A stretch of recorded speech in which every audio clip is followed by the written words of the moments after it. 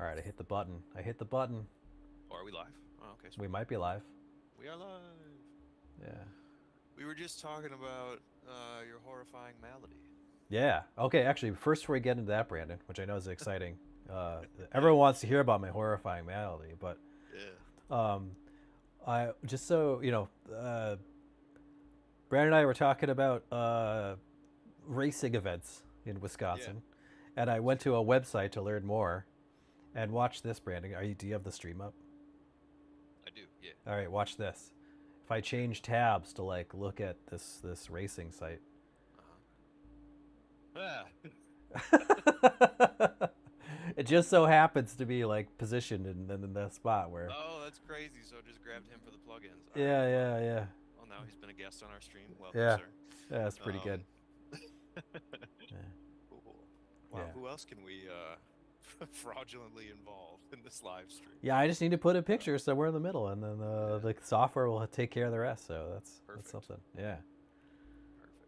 All All right, right. cool. Well, welcome everybody. Welcome to the Game-Based Learning Review. Back at it again. We're playing Roboco some more. We're going to be working on our the skill challenge here, where we're trying to build or at least decorate some Mm-hmm. cakes on an assembly line. This is all a part of our STEM and robotics learning game, Roboco, which is of course available on Steam. Um, Came out of early access earlier this year, which is very exciting. Mm-hmm. And yeah, so this game is just about, building robots, developing a engineering design process mindset, iterating, Mm-hmm. and building elegant machines. So in this case, the challenge, just to set it up, is to decorate some cakes that are coming by on an assembly line. Mm-hmm. In case you hadn't caught us last time. So we're starting off with a robot that I had made a while ago. This is Lucille 2, inspired by, of course, Lucille Ball and Mm-hmm. the very famous scene in I Love Lucy, where she's trying desperately to keep up with an assembly line of chocolates. Her and Ethel. This is the same kind of outfit that she was wearing. Yeah. Um, so yeah, little reference to the golden age of television there. Mm-hmm. I could digress about Desilu and the way that they innovated sitcoms in general and the three camera setup and all this. I mean, they're actually an historically profoundly important group when it comes Ah. to TV. Um, yeah, fascinating stuff there. But Mm-hmm. that's another stream, another subject. Um, so yeah, back to the subject at hand. Mm-hmm. You're not well. Oh yeah, I've sorry for folks who may have been trying to look for me, but have I been out 2 weeks? Has it been 2 weeks? Or 1 week? I think it was just the 1 week, Okay, yeah. Well, anyway, I but got. it probably felt like two. It's felt like an eternity. I got shingles, which is not actually a pirate disease. It's basically like the adult manifestation of chickenpox. Yeah. And it's like if you get chickenpox, rather than it getting purged from your body, it like instead like retreats into your spine and your body and like goes dormant for decades. And then if you have like a moment of weakness, if you like are like a withered old man like me, or you get like stressed out, or your body is kind of just worn out, like it will like basically like work itself out from your spine. And this is one of the things crazy too. It'll pick a side. It'll either be the left side of your body or the right side of your body, but not both. And then it'll just attack that side of your body with like well, two things happen. One is you get like gross red lesions, which I kind of like lucked out on that front, at least based on my unfortunate Google image searches of like how bad like shingles can go in terms of that. Mm, Like I have some, but I'm not like I did not become textured. that's good. Yeah, that's dire. Also, it showed up on my left like hip and waist, and not my face and stuff, which also can happen, which would suck. Mm, But then yeah, you just since it's essentially traveling over your nerves, it's like it's using your nerves. You just get like wild, fluctuating, like chaotic pain signals get sent. I've been comparing the most normal, the normal sensation is like if you like wear a shirt like I am today, all over your torso as you want to do, like it feels like all your shirts are just made out of like vibrating sandpaper.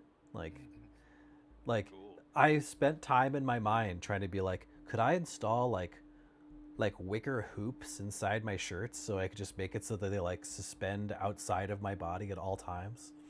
You know, it's like, can I like have some kind of moo or like personal tarp that that just so I don't have to like have anything touch me. And then also, I think I also equated it to as like it's like it's like if you got a really bad sunburn like from the inside is what it feels like. It's like it's not just your skin hurts. It's like a sunburn that is like reached into your body. So like everything is just a generally uncomfortable. And then All right. and then in the middle of the night it would go into stabbing mode. That was probably yeah. So That's the last time you want stabbing mode. yeah, right? Exactly. I mean, if you were to There's no arrange a good time for calendar, stabbing yeah. mode, but Yeah. that's a really bad time for it. Yeah. Yeah, that part was because he just didn't know. I was like, is it going to be 3 a.m.? Is it going to be 4 a.m.? Like, which Oof. point? Yeah. So, Well, I'm reminded of our ancient game, You Make Me Sick. oh, yeah. And I'm thinking we maybe need to create a Shingles DLC now that we have a subject matter expert on hand. Yeah. Yeah, it's been wild, man. Yeah. Like, I didn't really talk. I've never talked to anyone who's really had it, so I didn't really know what to expect. And, All right. Well, I you've just done a public service. Now everyone knows what to expect when they too encounter this. I kind of feel like that. condition. Yeah, I do. Yeah. I often, if I get sick, I do overshare just because I'm like, it's stuff I wish I would have known. It's like, yeah, so it's, but yeah, I'm feeling much better. The timeline for shingles is like, oh, it might be over in a week. It might be like over, apparently, literally never. But it's more normal to be like, yeah, it's like a week or two of misery and then you're out of there. So I feel like I'm on week 2, and it does feel like it's on the steady retreat. So Beautiful. yeah. All right. Well, the misery is winding down, and the fun is just beginning. So, let's. Oh, it's a new tagline for the stream. Yeah. I'll It's good. trademark that. I'll get on Yeah. the phone with the USPTO. Call Yeah. my man T Markey, who is the official trademark of the USPTO. He is a registered mark who skateboards. Really? Yeah. Really? Yeah. Yeah. T Markey. I love T Markey. I don't think I know how to swap over to like. Hold Can on. you splice them in like Yeah, hold on. like you had previously? I'm gonna see what I can do. Yeah. It's with a E, Mark with a E Y at the end.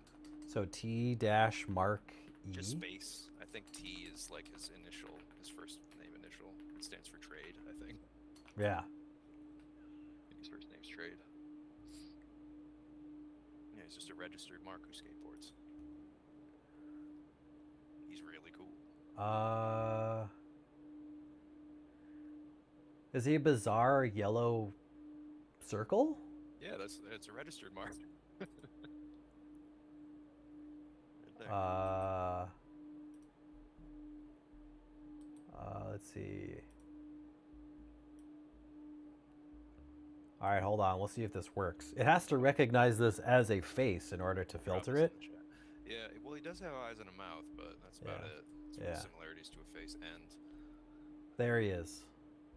there he is. Yeah. He's on the stream. Hey, welcome, Yeah. T Markey. Yeah. Maybe I can. Welcome to the Filament Games live stream.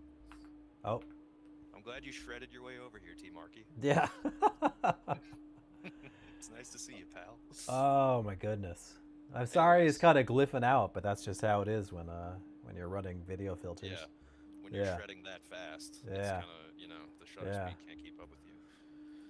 Yeah. Let's get Imagine into being the guy in that outfit, being like, "This is my day today." Yeah.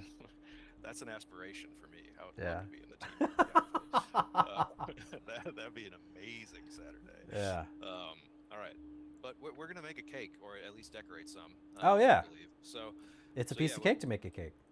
that's right. So we have Yeah. this, like I said, pre-made with which is somewhat referential. So we're just gonna Mhm. we're gonna attempt some runs here. It's still pretty tricky to operate even when you have a pre-made robot. This is a tough level. So Mhm. let's see how Dan does, and then we'll probably just transition to building something from scratch. Now that we've got Yeah. a cool example at hand. Let's take a look. I do have uh, undocumented controls, so let's see what happens. Oh, interesting. I must have missed that one. That's all right. We'll get there. I just knew that eventually we would use it for this live stream, and I wanted it Yeah. to be actually challenging for you. So Okay. All right. Hold on. I'm finding buttons. yeah. So you All right. There's pinch. Pinch. Lower. Q. Yeah, it's in there. It's over there. Oh. Yeah. The trick is to. Oh. Yeah, you don't want to do that. I didn't know that. You can break the cakes, which then, of course, introduces a fail state. Interesting. Mm-hmm. I'm trying to figure out which button is to. Okay. Okay. That's extend. These now make sense to me. Yeah. All right. Let's try it again. It is still, yeah, like I said, though, a tricky timing challenge. Yeah. It's kind of getting the right sequence of buttons in order, which Yeah. makes this level exactly like Final Fantasy XIV. Oh. Ah! Yeah, you just want to... You know what? You just got to drop, I think, instead of extending. Yeah. Let's see if I can. Reach out there. I'm gonna rename these so I have a reference. Not a bad idea. Yeah. Not a bad idea. Pinch. Probably should have done that when I uploaded it. You never know. Maybe it didn't save right or something. Yeah. Yeah, All let's right, blame so the developers, who is also me. that's fair. All right, so this is we'll call this one. This is going to be lower hand. Lower hand. Did anything else? Is it nothing else has a button? All right, so on the other hand, we have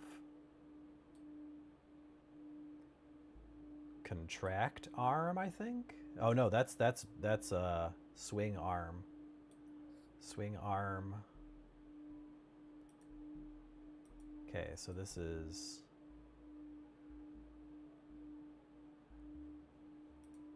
I'm not sure which one's which, so I'm just gonna call this one swing arm 1. And then this one swing arm 2. All right, and then these are expanding, yes. Lengthen arm, I'll call it arm long. Love it. And arm short.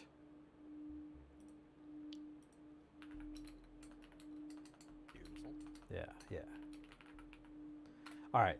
So I'm still going to suck at this, but I will now have like a feedback loop between my fingers, my eyes, and my brain. Yes. Where I can be like, wait, I can like reinforce what works and what doesn't work. Mm-hmm. So I want to swing arm, and then I want to lower hand, and then I want to pinch. Yep. And then I raise, and then I swing arm. Yeah, you got to do it fast. I know. Well, you know, I got to do. I used to take martial arts lessons many, many years ago. And Yeah. while doing the forms, there's a slogan that was slow is smooth, and then smooth is fast. Yeah. Yeah, because like if you try to go fast, you just screw everything up. But if you just focus on doing it well, eventually that just turns into fast. I was thinking, that phrase was in my head a lot on Saturday while I was taking pictures of cars. There you go. Yeah. All right, so I named my arm extenders wrong, but I did drop strawberry in where it's supposed to go, so that's something. And you did not do the cake punishing extension. At the Yes. end. That's good Yeah. too. All right, so we're gonna call this one arm longer, and then this one arm shorter. Oh, you know what? Back. I should have figured out which one of these is swing arm is which, but that's fine. Yeah, All right. you need like swing arm right and swing arm left. Yeah. Or in J. or out. Yeah. Q. Pinch. Q. L. I. I'm gonna get a cake. I'm gonna get a cake. You almost got that first one. Yeah. Hey. I think you're. Oh boy. Oh, we're good. We're good. Interesting. Oh, There's berries flying everywhere. dude. I don't think I'm gonna be able to get 3 cakes, man. Oh, you totally can. I've done it. All right. Well, You just gotta get it real fast.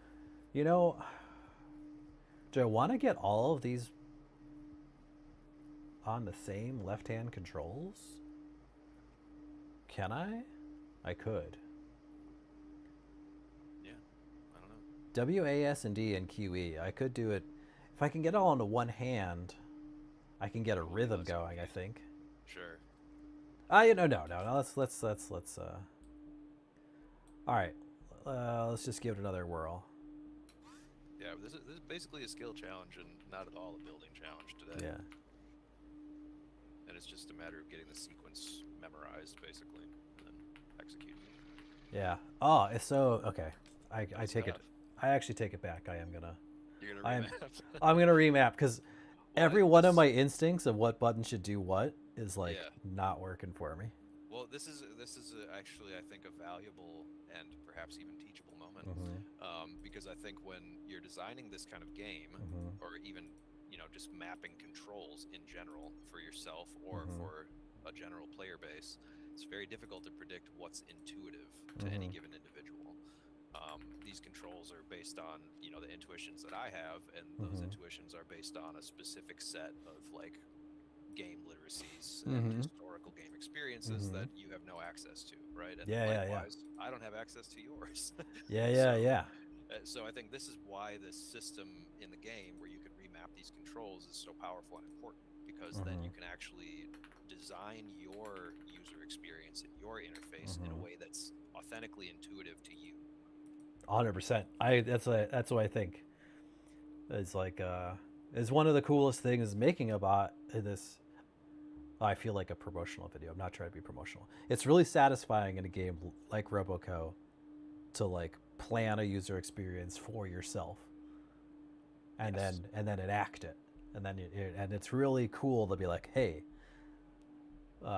it's sometimes I like lose something in my house. Like I'd be like, I can't find my keys, and I'm like, I'm not thinking like real hard. Where did I put my keys? What I think is, if I were me, what type of place would I put my keys? So I was like, I'm profiling my own experience rather than trying to like dredge up my memory. And so when you're designing the UX in Roboco, you're doing the same thing. You're like, if I were me, what button would I press to make this arm go out?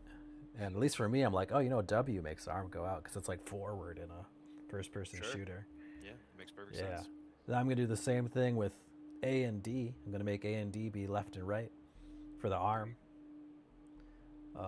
So let me just let's see. Yeah, and I think I'm fine with you promoting Roboco on this stream, just for the record. But I would say that the thing that you're highlighting is really just what's attractive about any sandbox game to me, is the way that you can be in control of your player experience in a way that other genres don't necessarily afford you. Of course, it's also, I think there's merit to compliance with like a difficult interface to some extent, because I think there's a lot of learning there that you can do. And I think of games like Elite Dangerous or Microsoft Flight Simulator, something like that. These games that are based on a real world-ish practice in Microsoft Flight Simulator, obviously 1-to-1, and an Elite Dangerous, sort of an imagined world. But um, Mm-hmm. the idea is that you're working within a simulated space to do something challenging, and so you have to kind of exist within the paradigms of that simulation. Yeah. Um, and I think there's elements of that within Roboco as well, where certain parts are constrained by just how that part would work in the real world and that kind of thing. Yeah. Yeah. Yeah. So Yeah. it's It's a interesting. tricky balancing act, I think, in Mm-hmm. game design to make something intuitive and also make sure that people aren't being given a sort of watered down version of whatever that experience might be if you're going Yes. for something that is like a representation. Yeah. Yeah. That's a really good point, Brandon. That's something that I talked about this a lot while we were making Roboco. Is because often we would kind of show this game to folks and they'd be comparing it to like things like Lego Technic sets, or like Erector sets, or Legos, or full-on robotics kits, right? Yep. And each one of those circumstances, they're like, oh, it's easier to build with Legos, or you don't get the same fidelity of like, how can you call it robotics if you're not using a soldering iron? Like, and I've always felt like those arguments were like crap, because like it's less about whether or not you're creating a one-to-one fidelity experience with robotics. It's more like, are you creating an authentically challenging engineering experience? Do you confront engineering style problems and generate engineering solutions? And if that's true, I'm just like way less concerned about, did it match this other thing? Because when they first built like Lego Technic sets, it's like people are like, well, this isn't really building, because you're not because there's no soldering irons, etc. Like, Right. or the first time someone used like an interpreted language as like your hardware layer, like, oh well, it's not assembly, so it's just like people always compare it to the previous version of a experience, and then Yeah. ask how it's different or not. But sometimes it's just, as long as it's authentically generating really cool problems and solutions, like it's an engineering experience. And it has its own conventions, right? You learn things about how to make things work in a game like Roboco that only work in this game, and that's all right, because that's a reality of engineering, as you solve problems in the given environment you have. Yep. Uh, Yeah, I think a lot of people, I think it's a modern issue to be sort of beset by zero-sum thinking, yeah, yeah, where you're like, well, physical kits exist, therefore this mm-hmm. digital virtual version shouldn't exist. Um, there's advantages to each type of learning and playing, right? So it's like Mm-hmm. this, what you can do in this game is contextualize that learning in a way that your physical kit and your classroom is just never going to be able to match. 100%. Um, and so there's, I think the optimal approach as you beat the level beautifully Mm-hmm. is to kind of mix these things and balance. Have it be a part of a complete balanced breakfast, if you Yeah, will. yeah, And because I think there is a lot of value in knowing how to turn a screw for real, and knowing how to work a hex wrench or whatever. Even just these very simple, basic mechanical things that you learn from putting IKEA furniture together, right? yeah, Still yeah. valuable. That's fair. Yeah. And so I think it's like these things are, there's a pedagogical mix that I think is like the ideal form of how this stuff is taught, where you're bringing in simulations that help you create interesting context and applications, but you're also balancing that with traditional robotics instruction or whatever. Yeah. To take this out of robotics, any kind of game-based learning, I think balancing it with more traditional approaches is a good idea, because those approaches are built on, in some cases, hundreds of years of precedence. Yeah. And there's always value in that, I think. I think that's fair. I mean, yeah, obviously there has to be some kind of immutable core that a thing is what it is. Right. Like it can't always be like anything can be a metaphor for any things, because then there's just like no meaning left. Um, Exactly. But I think if you like, for me, for like engineering stuff, it's like if you go to like next generation science standards or something, uh, it's like things like cycles of like collecting collecting constraints, iterative development, you know, building and testing and revising based on the reality of those tests, like those types of like problem solving loops and being in an environment that like fosters those loops is kind of, to me, how you make an authentic engineering experience. Yeah, it's it's like the I think an interesting counterpoint one, which I've brought this argument out for many years, and I don't know if I agree with it, but I've always valued it. I had a friend many years ago who's a programmer, and we were talking about making programming games to teach programming. And there's things like Scratch and other visual programming languages where you like connect icons to each other, or squares go into squares, or there's all these visual metaphor layers to describe scripting type languages. And his take was like, these are great for like ordered thinking, but they're not teaching you programming, because programming is wandering through the caverns of syntax. It's like, it's language. It's just language. Right. And if you're not firing every piston in your brain around language interpretation, you're not programming. You're just doing ordered thinking. And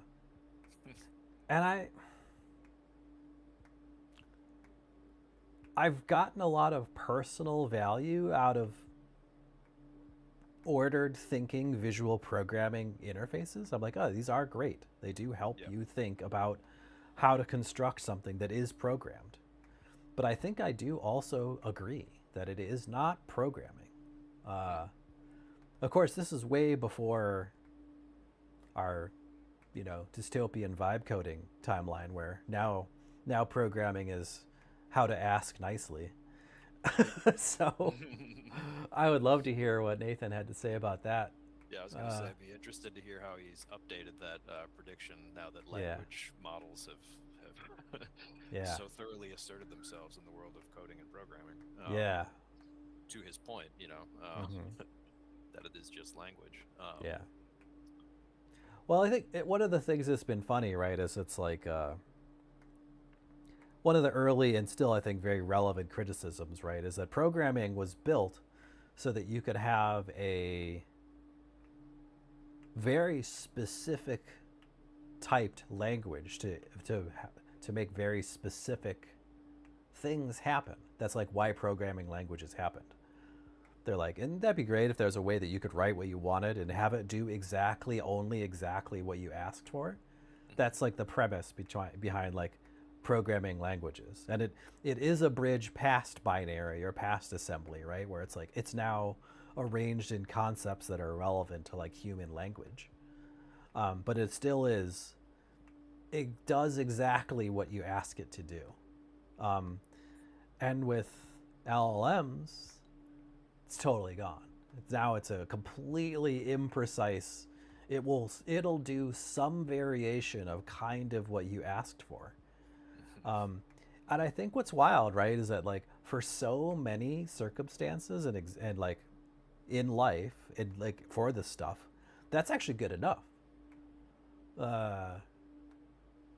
You can make something badly very efficiently with this stuff.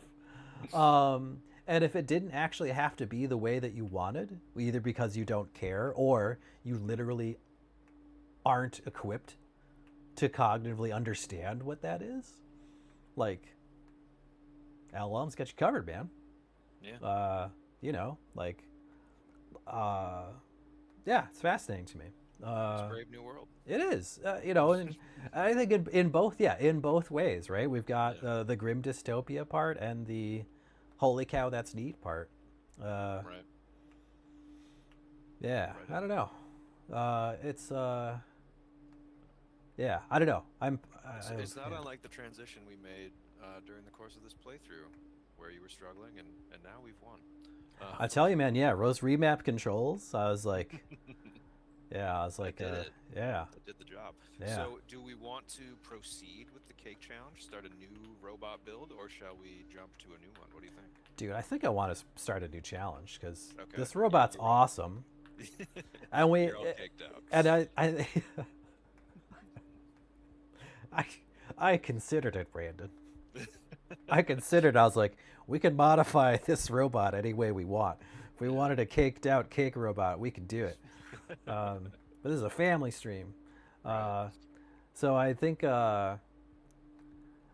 also saw my like absolutely feeble attempts last time to like build a robot that could do this. I was just in like concept free fall last time we played. So yeah, let's just move on to the next one. Well, let's just call it nailed it, which Yeah. is another cake relevant phrase. Yeah. I didn't look around for secrets. Does this level have secrets? They're so stationary. No, yeah. This is one of those single challenge or single objective levels that don't have secrets in them. I get it. Oh, I just noticed that this is like an Assassin's Creed like wrist claw extender. That the hands on this side, I didn't notice that. Oh yeah. There's yeah. Right, exactly. That's like some kind of device. Yeah. Being operated. Yeah. To try to create some symmetry with the hands. Yeah, it's good. It's good. Yeah, I love this. This little hand is so funny to me. Yeah. It's perfectly proportional. Yeah, I love it. Okay. All right. Totally normal hand situation there. Let's see how we did. Oh wow, Brandon, your bot smashes the cost. Time seems like there's. It's a good like, robot. I don't know if like, you can't get. Yeah. It's guaranteed. Yeah. Yeah. You can't not do it that fast. Yeah. Yeah, that's interesting. I guess technically, well, no, I don't think you can, because you can do 2 of 3, but that just means you would wait to do you could do it faster, I guess. Yep. But I don't know. Anyways. Yeah. So what do we do next? Snap. Gears. Okay, that'll be the next thing you need. Gears. That's tricky stuff. Freights in high places. Yeah. All right. So this one is this one I like because as robotics contexts go, I think this is among the most common real robotics contexts that exist. Which is I'm making a forklift, aren't I? You're moving things around in a warehouse, yes sir. Yeah. So there's a pallet. The pallet has to be moved. Yeah, I made the themed robot for this one is a turtle, which is great fun. But that is fun. This one's really cool. And there's some on the workshop too that are just like straight up, really robustly designed forklift machines that are just like the kind of forklift you would find in the real warehouse environment, and they're super cool and they work really well. So if you want to check out this, for the audience at home, if you want to check out anything like that, or any of those really cool forklift machines, those are all in the robot or the Roboco workshop on Steam. But yeah, so the challenge here is to pick up the blue pallet, load it onto the shelf, and then you actually have to move the entire shelf to the back of the warehouse, which... Oh, this whole shelf? The whole thing. Oh, that's so funny, because in my mind I was like, oh, what if I went for a spicy play and moved the whole shelf at once? But yeah, you've got no choice. That is exactly what you're going to be doing. What happens if you... Well, I guess I could find out, but I'm curious. If I try and lift the shelf with these things on it, does everything fall off? Is it... how wobbly are the bits? Well, you have to balance it, yeah, because they will stay on there. Okay. Or they have to stay on there, yeah. Because that's one of the... If you look at the second objective there, it says without letting any boxes touch the ground. Yeah. So that's, yeah, if they drop, then that's failed. All right. All right, let's get ourselves, will you believe it, a base. It's very funny to think of this as like a real world warehouse environment where for some, like they've partially automated it, but for some reason put a gigantic conveyor belt in the middle of the floor. Yes, it's delightful. And then had the robots path through that with no real plan to accommodate them. It's pretty good. Yeah. Kind of feel like I need big wheels. I might recommend the smooth ones on this because Oh man, you're bouncy. always a smooth wheel I'm a Sammy. smooth wheel evangelist. Yeah, it's Yeah. true. But for this one in particular, I think I have said that on stream before. I Hmm. basically just used smooth wheels. I'm Yeah. unapologetic about that. But especially with this one, you don't want the bounces or the boxes bouncing around. Yeah. I mean, so my take is get up under here. Use 4 pistons. Just lift the whole damn thing. Yep. All right. Yeah, you'll want to do that. That's basically it. All Then right. you'll need, of course, the whatever apparatus you'll have to get that pallet onto the lower shelf. Uh, yeah, let's solve.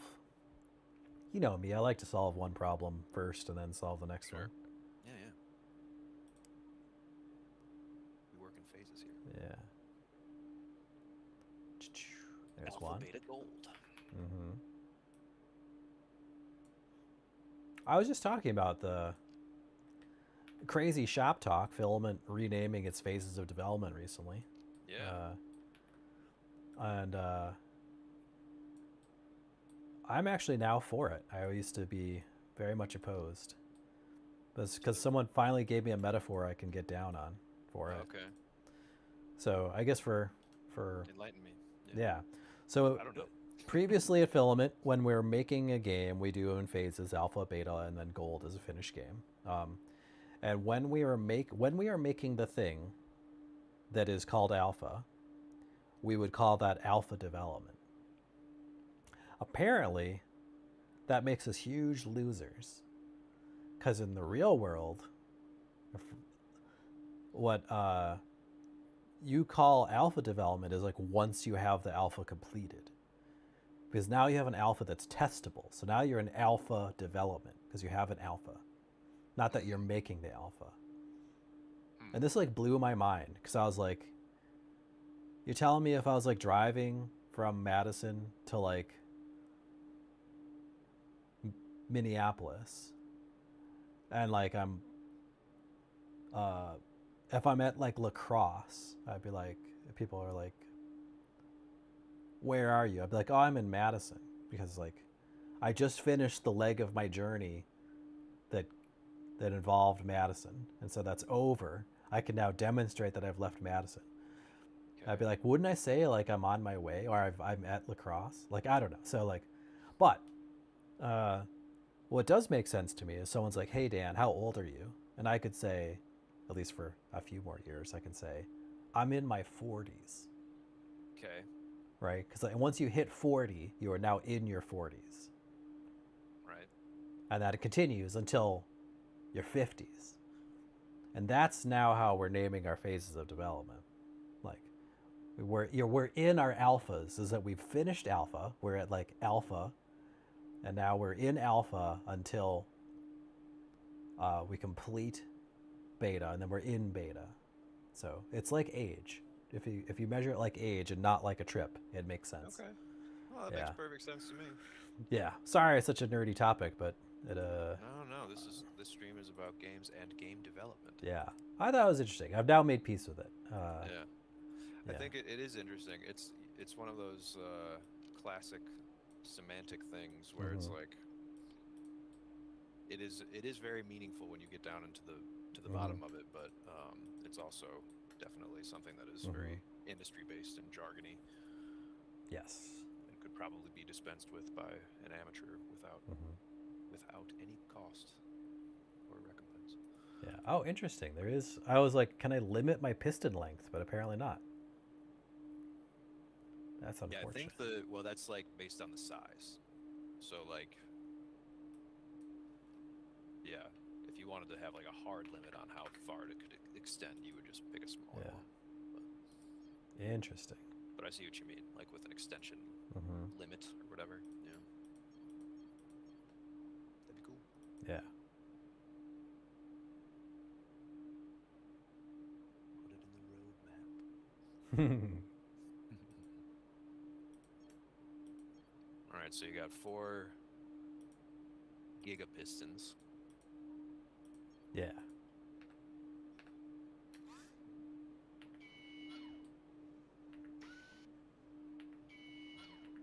It's looking pretty good.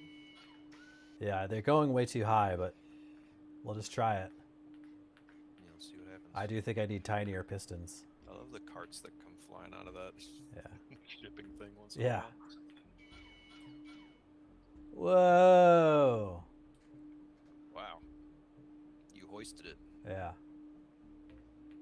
Like kind of threw it up in the air. I mean, this is working pretty well. Let's see what happens. It's looking good. I need less acceleration. Yeah. I did find that the most effective approach is to have a really slow robot, because otherwise that's what happens. Yeah. Mm-hmm. So the actual trip from shelf to the back of the warehouse is rather slow. Yeah, so let's do 0.05 acceleration time, really slow. Target RPM 50. Tiny slow. Yeah, that's good. That's probably the right speed though. I'm pretty sure that's how fast. Yeah. I'll get smaller pistons too, so it's less high, so there's just less Yes, your center of balance is lower or whatever. Yeah. Center of gravity. All right. I'm not even gonna like pretend to adjust for the conveyor belt. Yeah, yeah, exactly. They have that little area where you can go through, but you don't really need to. If you want to. You just gotta watch out for that other. Oh, robot come on! Oh, there's two of them. Yeah, you gotta play Frogger now. Yeah. All right, Very I'm good. slow Frogger. Oh no! Look at this asshole! Wow, come on! All right. Oh, come on now. Oh, is he just shoving? Yeah. Yes, he is. Okay. There's another one. I'm so slow. All right, there we go. Da da da da da da. All right. This worked great.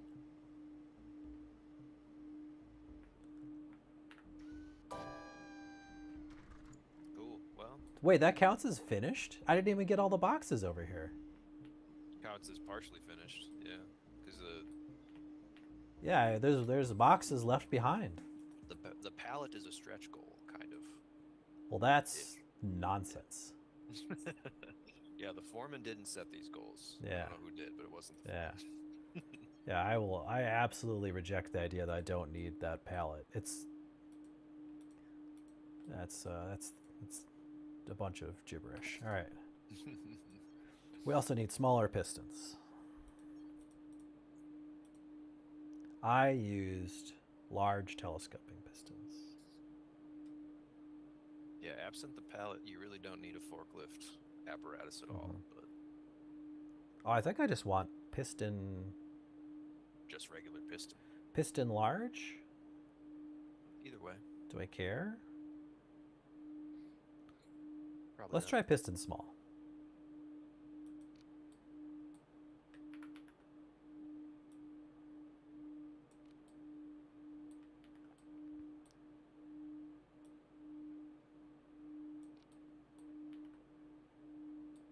All right, here we go.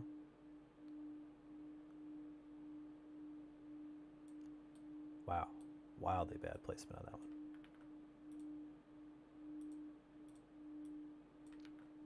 Oops.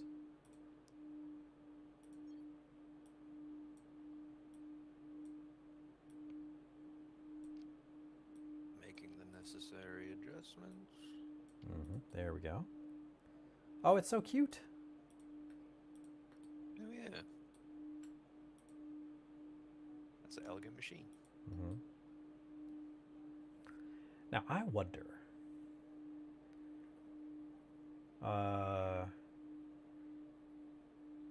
No. I was like, I wonder if I could use the same telescoping to lift the pallet up onto that shelf. And the answer is no. There's not enough. Oops, I should actually make these pistons do what I want. So hold on. Yeah, you got to remap now. Yeah. Point 1. Don't start on. That's good. All right. Q. make pistons go out. E, make pistons go in. Uh-oh. So yes, actually, okay. It could be, I could have more height. Yeah, I don't think you're gonna get the shelf anywhere with this. Yeah. Let's I do like the idea of zoom in lifting. on that. Yeah. All right. I need, what is that? I'm trying to count cubes. 3 cubes? 4 cubes? Maybe. Yeah. I don't know. I Okay. think you can you just extend these pistons? I think you can. Well, I'm going to, instead of extending the pistons, I'm just going to extend this, Ah, the block, sure. the block. That is much less work. Yeah. And I think it's just more stable. I think. Probably. Oh, I need 2 more blocks. 2 more blocks. So close. So you give yourself 1 block of clearance. Yeah. All right. Look at that. Oh no. Okay. Fine. Let's see if this works. This might be hilarious. The new design challenge. You may have just, I don't know that we did that on purpose. I think you just encountered a emergent. Well, yeah, the piston is not a, the piston is a cube and a bit sized. Right. Hey, why, did I break it? Huh? Huh? It's not working. Toggle in, toggle in, toggle in, toggle in. There's Toggle out. I feel like I broke something. Maybe it's just too heavy now. Is it a heavy block? Did I like? You should see if you put a light block in there and see if that fixes it. I bet you it will. I bet you're right. No, they can't hoist it. Block light.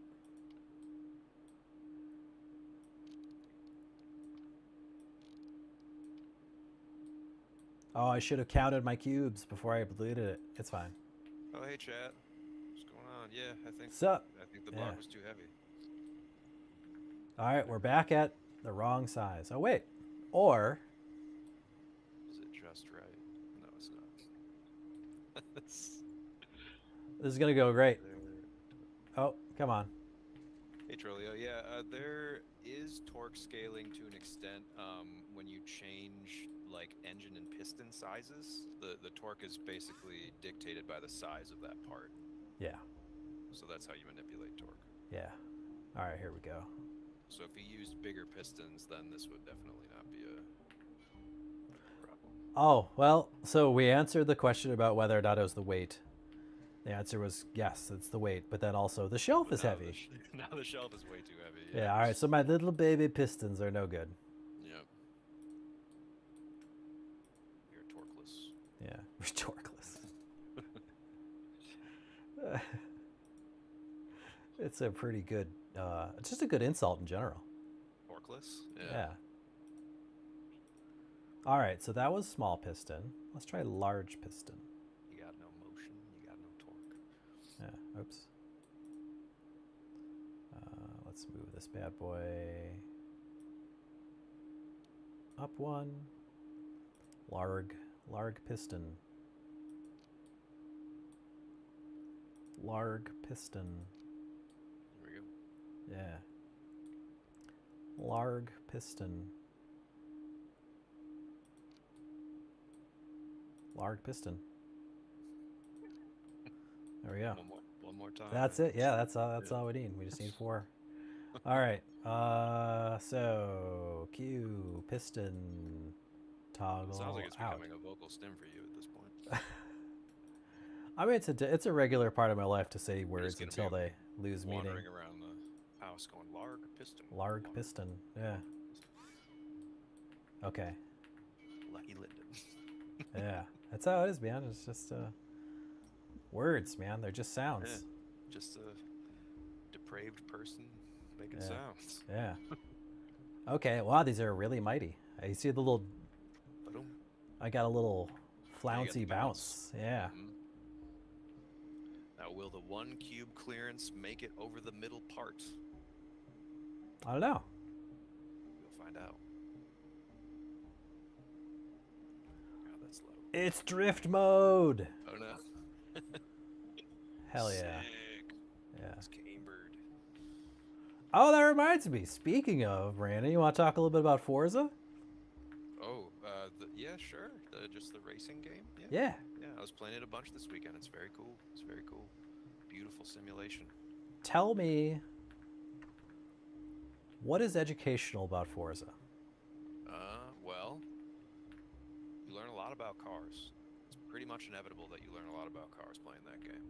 You learn about how they are constructed. You learn about the people, the different companies that make them, and the kinds of cars that they have made. You learn about car classes.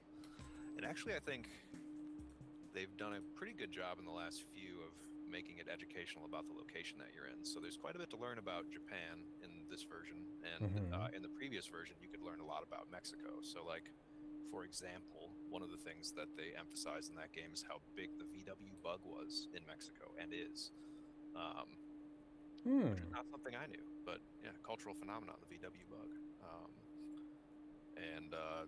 There's whole parts of the game dedicated to the culture around customizing those vehicles in Mexico. And I'm talking about Forza 5 now, and I haven't gotten too far into 6, so I don't know quite what they're showing off there, but like Tokyo's fairly faithfully recreated, so you see the Tokyo Tower, you see a lot of like the interesting landscapes, some of the more iconic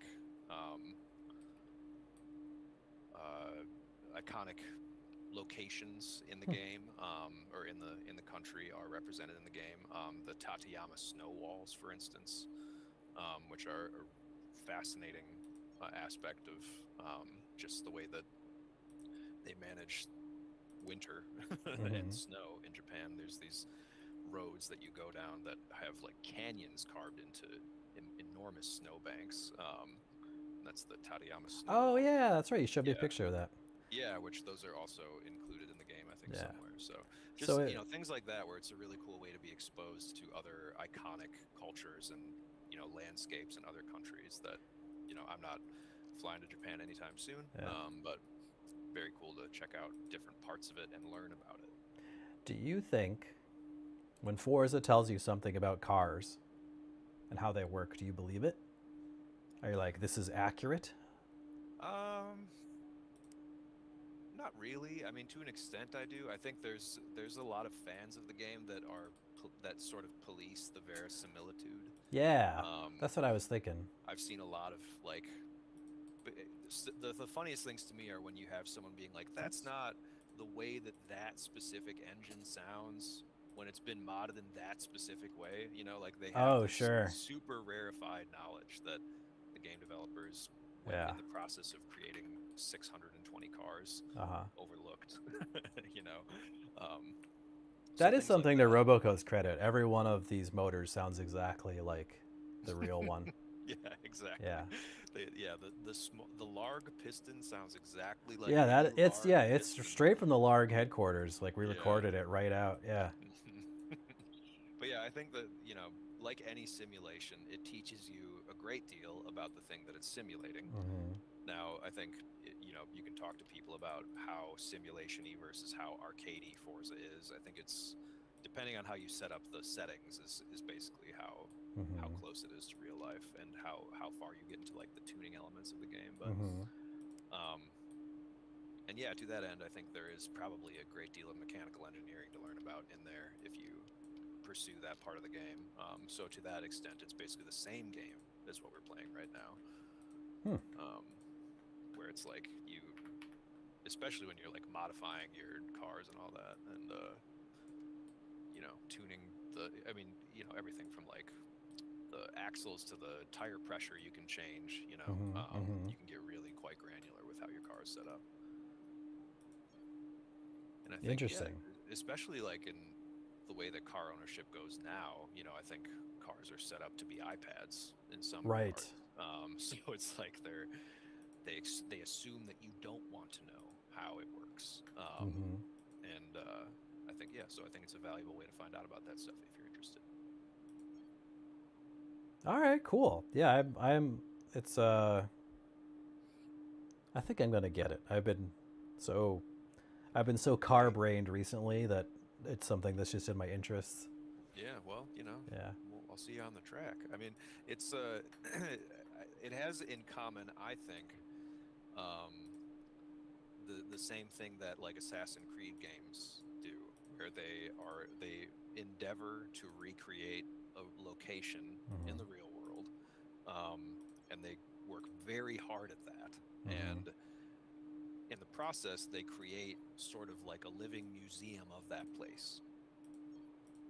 And so there's these really interesting modes in Assassin's Creed games. I think especially the one that's like set in Egypt, where you can go and explore, and like just like it's a museum tour, and you will get informative facts fed to you by the game as you're playing in that mode, so you can learn about the history of that place. And I think a lot of there's parts of Forza 6 and any Forza game that are set up that way, where they are intended to show you what it's like in that place and teach you a little bit about that place's culture, usually with regard to cars. But Right. Yeah.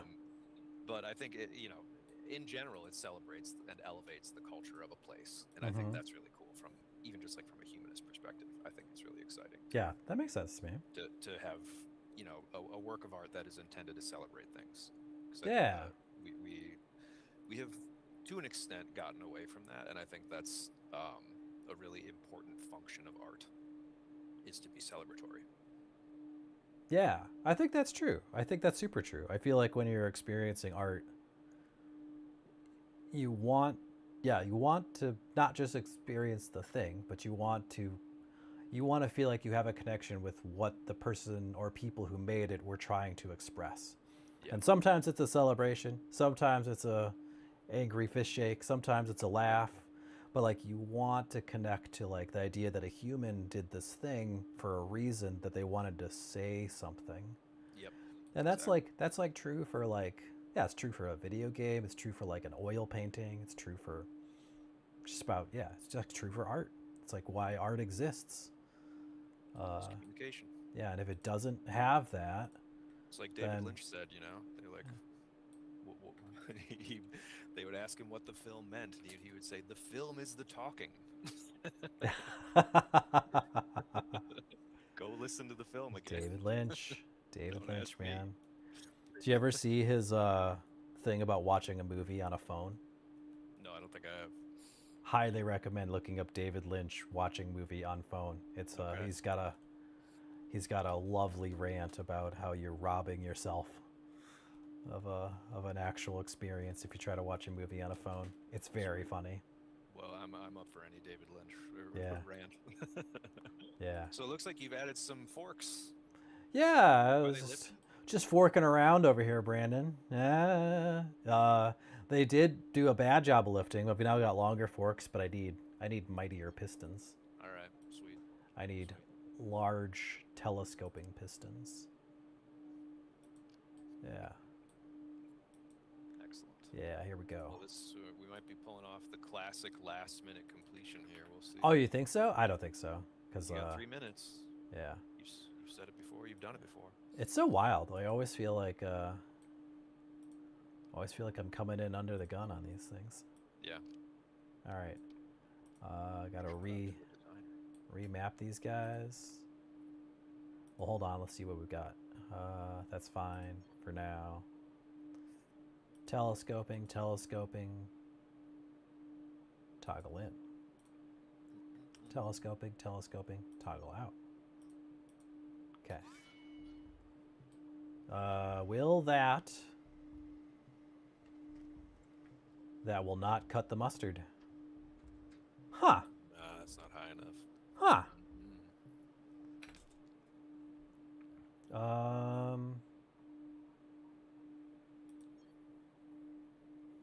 I don't have a way to adjust the length. That's as long as it goes. You could add another set of pistons. Yeah, what's my... Well, another set I'll be... I'm now agreeing with your assessment, though, that we are not going to finish this. Yeah. I need But then like I don't need another piston of that height. It'll be too high. I need a wimpy smaller pistons. yeah, Yeah. the second set. Yeah, yeah, yeah. Duh. There we go. Yeah, this Powered. feels tricky. Yeah. Yeah. Well, it's interesting because I thought the basic part was too easy. I was like, I Right. can, I was like, that's not enough. But uh, Yeah, trick with designing this game is like, uh-huh. does a gamer want to do it? And then also, what happens when it goes into a classroom? Yeah, that's true. That's true. That's fair. Yeah. Yeah. Because you definitely don't want to have a whole room of kids trapped on a challenge they can't Yeah. complete. So you gotta give them some shortcuts if Yeah. they really need it. But Yeah. I remember many years ago, I was trialing a game that we made about systems thinking in like a classroom, and like we made a game that basically was like using a simulation that's called Conway's Game of Life, which is like a very charming little sim with some simple rules about how the this like little mathematically driven universe works. Like squares, if they're too alone, they die. If they have too many people around them, they're too crowded. But if they have just the right amount of neighboring squares filled, they create more squares. And those rules lead to big, cool, like emergent patterns. Uh, it's a very classic systems thinking puzzle thing that's fun for people to think about. But so we made this game. It's about these mind bending, like, can you solve problems using the Conway's Game of Life system? Kids could not solve problems about game of life system. Kids were having a hard time. But there was one girl in the front. One girl in the front was just crushing it. She just like opened the level, looked at it, changed the simulation, hit the button, and just like she was like destroying this content. And I like went to her, hey, yeah, there's Game of Life. yeah. I went up to her and I was like, just so you know, this game is like kind of about whether or not you're a genius. So that's something you should think about. I just Yeah, couldn't. Yeah, yeah, I just dropped a link to it in the chat if anyone wants to check it out. yeah. It is a really interesting thing, and it does have like the explanation and lexicon there. Mm-hmm. But yeah, yeah, really cool and unique paradigm of game Mm-hmm. design there. And Mm-hmm. yeah, always I think that's like a really satisfying moment is when you have that at least one student that really just clicks with something. I think that's to me that's the baseline of success. Is if Yeah. it clicked for one kid in that context, then we've got somewhere. Um, Speaking of getting somewhere, we have gotten to the end of the stream. Oh no. Yeah, it's over. The Okay, hour well has let me transpired. desperately hurl myself towards this. It might work. No, it won't work. No, it won't work. That thing will just get Yeah. caught. It'll just get caught. Still need more clearance. Yeah. So close, though. Yeah. All right. Well, next week, same time, same place, Yeah. we will resume our battle with shelves and ballots. Yeah. Yeah. Yeah. Thanks for coming, everybody. It's Yeah. been a Thanks, pleasure seeing Bling. you all. Thanks, Trolio. And Yeah. yeah. Great to see you guys. Yeah. And yeah, we'll be here next week. We are here every week-ish, barring disasters, which we've Yeah. had a few disasters lately. Yeah. We've had Barring some- shingles, man. yeah, Or we've had other some health ailments. disasters. Your car exploded. Oh, so yeah. had to replace that. So Man. yeah, we will. I've taken a barring lot of any- L's recently. Now you put it like that. Yeah. Yeah. Yeah. So Dan's gonna stop taking L's, and we're gonna start streaming every single week. Yeah. Well, actually, except for next week because that's Memorial Day. That's right. Yes. So we will not be streaming next week, but the week after that, and then after that, probably every week forever, except for holidays and disasters. Yeah. So yeah, we'll see you then. Thanks Yeah. for coming, everybody. Have a Yeah. great week. Thanks, everybody. See you.